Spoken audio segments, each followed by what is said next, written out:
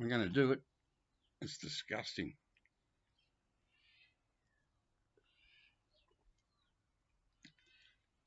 Coffee time. At least it's genuine. I fucking need it. It's the second one. Been up since 3 a.m. Watched Michael 45 RPMs latest vid, and it set me off. I just can't help it. This is an iconic album to me. I got these. I think these are both these 2009.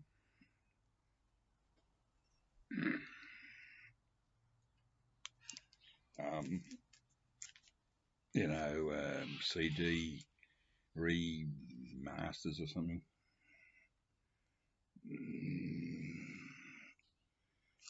Haven't played them since I got them. They're all right. Let's put it this way. Thank goodness for CDs and these. At least these are there. Like they're not going to go away. Hopefully, it's sort of thing, and they won't get warped or scratched or anything. But this is what it's all about, though.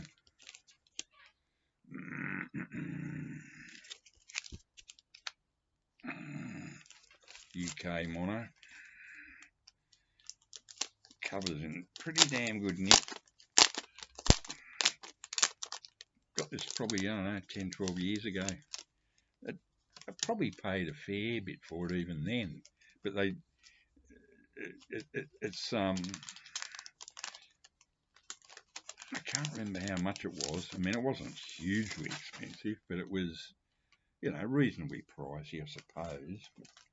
I don't know. I don't check to see what values are on things. Yeah, this one's been well loved. But, the corners are pretty good. One corner down there is a bit, it's taken a bit of a ding. But there's no writing on it, or no coffee stains. The laminate is still pretty good. Unlike Michael's 45's copy, mine doesn't have the bag he had, the poly lined inner sleeve. But I do believe this was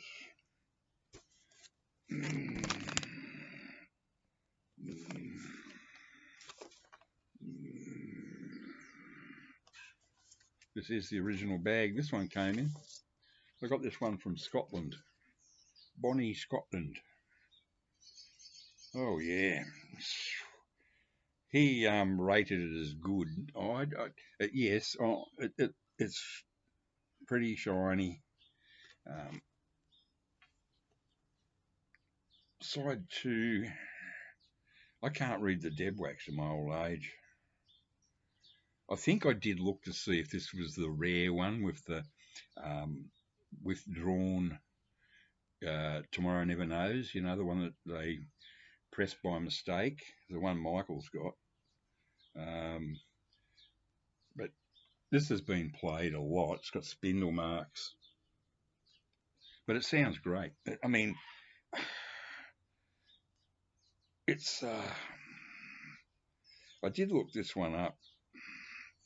And this one is a reasonably early press, mono, of course.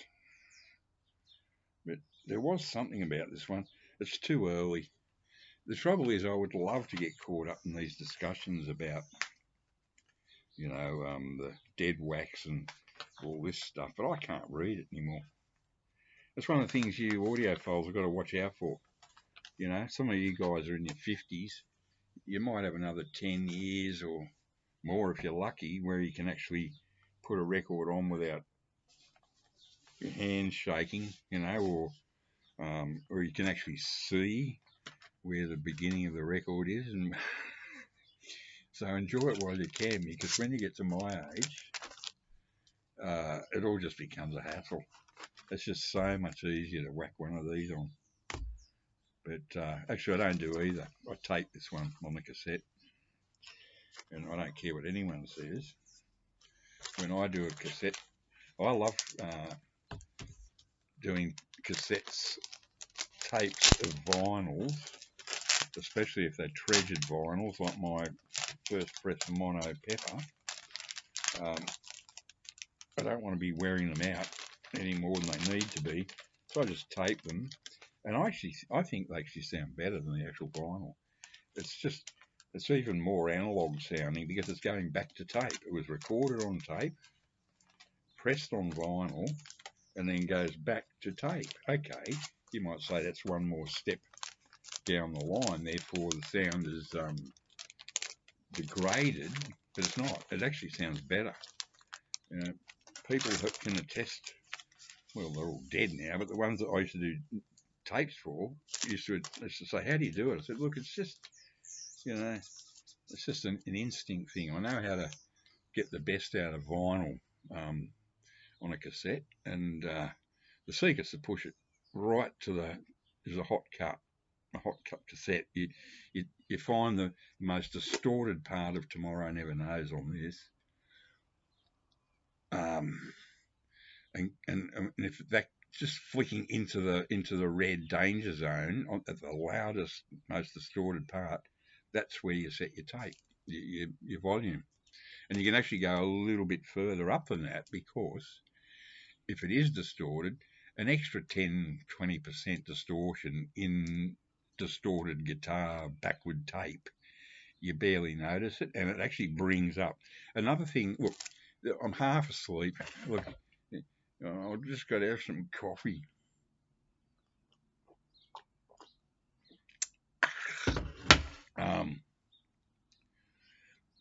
The one thing that I really need to say about this album is that it's the last album that where they're actually like they sound like the Beatles. It's like if they'd given up after this, I would have been a happy chappy. Yes, as much as I love Sgt. Pepper's, this is the better album.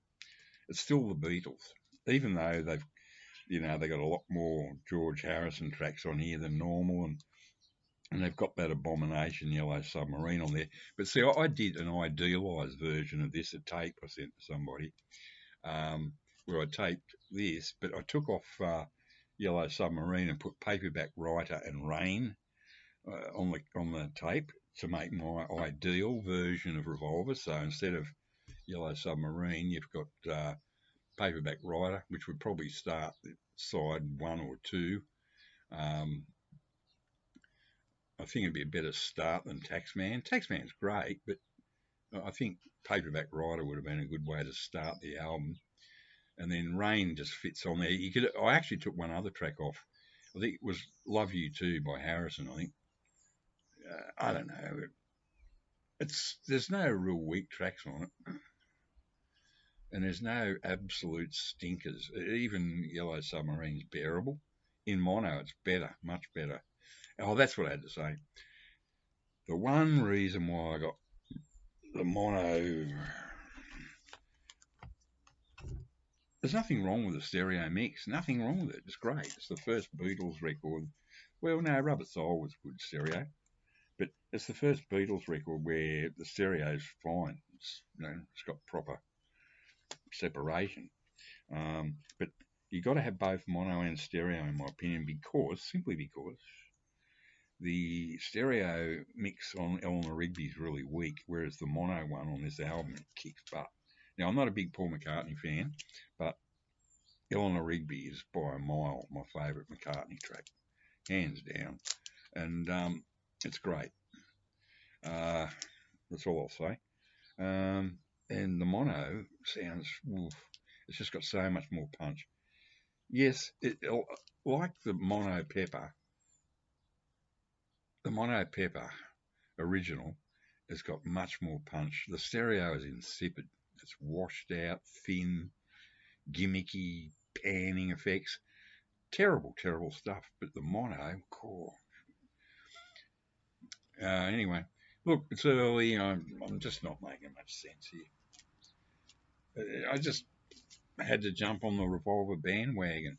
This is how you get subs, you see. Well, not subs, but views. All you got to do is put Beatles Revolver, and I'll end up with 1,000 views by the end of the day. It's totally meaningless to me, but it's quite funny. Whereas if I put what I normally put, like, wee, poo, poo, that sort of, la la nonsense with question marks, whatever, it'll get the normal 16 views. What a load of shit this is. I think I need another coffee. Goodbye.